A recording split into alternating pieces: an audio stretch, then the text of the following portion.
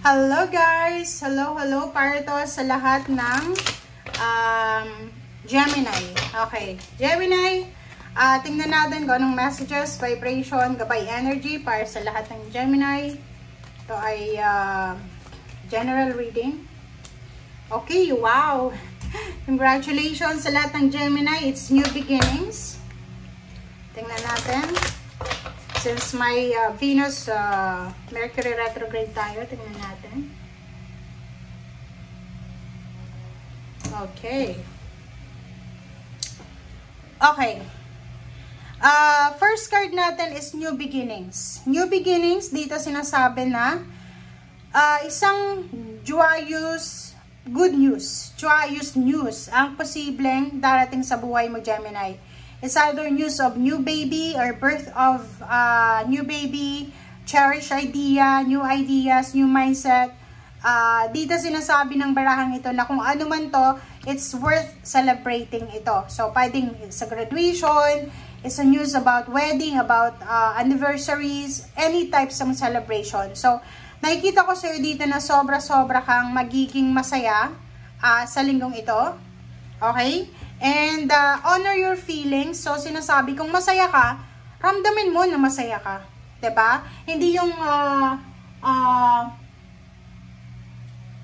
halimbawa, hindi yung masaya ka tapos malungkot ka. May mga ganun eh. Like, halimbawa, pag may depressed na individual, may anxiety, may depression, kahit na sobrang saya sa paligid, hindi sila nakakaramdam ng saya. Parang ganun. So, this week para sa Gemini, if you're having a celebration or part ka ng celebration, honor your feelings, honor your emotion, 'di ba? Kailangan kung ano yung nangyayari sa ngayon, kung malungkot, kung masaya, kailangan ramdamin mo 'yon, okay?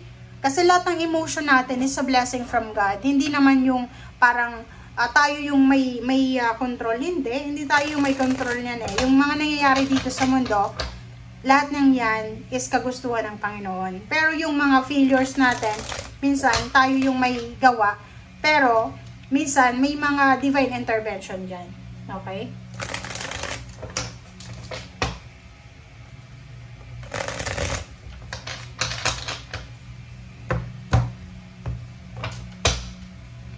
Okay. First card natin is King of Wands.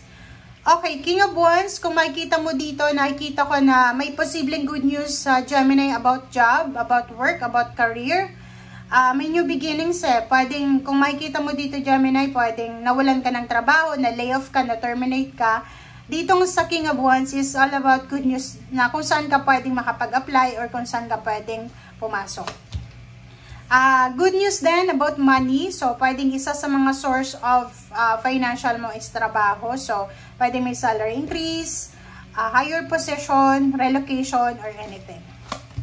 Okay. Four of Swords. Nakikita ko sa'yo dito may iniisip ka eh. Parang nag-iisip ka sa linggong ito. Pwedeng marami kang iniisip. But, kung ano man itong iniisip mo, at peace ka. 'Di ba? Parang, halimbawa, for several months ka nang namang problema about sa work mo, about sa business, about sa travel. And ngayon, linggong ito, parang matatapos mo yung pag-iisip na to. Okay? Next is, wow! Four of Wands. Nako! Gemini, congratulations sa'yo. Tingnan mo yung Four of Wands mo ah. Yung Four of Wands dito, sinasabi ng bala sa'yo na you are lucky kasi papasok ka sa isang stable, secured na pwedeng trabaho yan.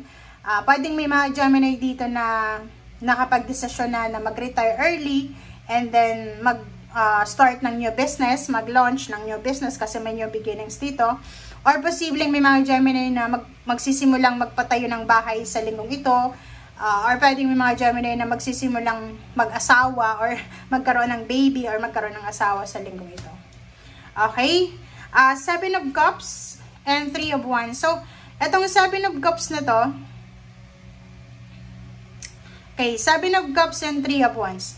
Etong Seven of Cups na to, sinasabi ng bara sa'yo na bibigyan ka ng pagkakataon ng universe na makapili, 'di ba?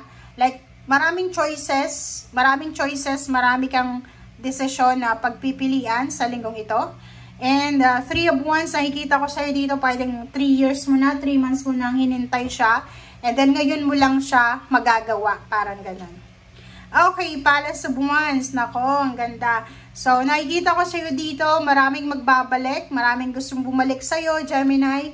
And yung Palace of Wands is all about exciting encounter, exciting. Parang nakikita ko siya dito na isa siyang OFW na gusto niyang umuwi sa kanyang probinsya, magpatayo ng bahay sa probinsya. Isa siyang parang balikbayan na gusto niyang umuwi ng Pilipinas for good or for retirement, parang ganon. So, Knight of Swords, dito sinasabi ng barahan na this week masyadong mabilis ang pangyayari. So, make sure, wag tayong masyadong mabilis din gumawa ng action.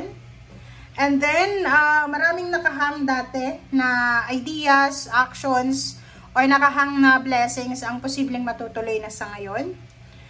The Hermit, pag-isipang mabuti yung mga actions, yung mga plano na posibleng lumabas sa linggong ito. Knight of Coins, ang daming pera dito kaperahan. So Gemini, may paparating na pera. Ang nakikita ko, pwedeng tataas yung sweldo. Pero syempre, pag tumaas yung posisyon mo, tataas yung sweldo, tataas din, or madadagdagan din yung mga obligations mo. So, natural lang to. So, may mga Gemini dito na madadagdagan yung sweldo, madadagdagan din yung obligation, magiging workaholic sila. So, mag-iingat ka sa pagtanggap ng kung ano man to na ino-offer sa'yo sa linggong ito. Pag-isipang mabuti. Palace of Swords, so ang dami-daming information, ang daming changes na ino-offer sa'yo ng universe.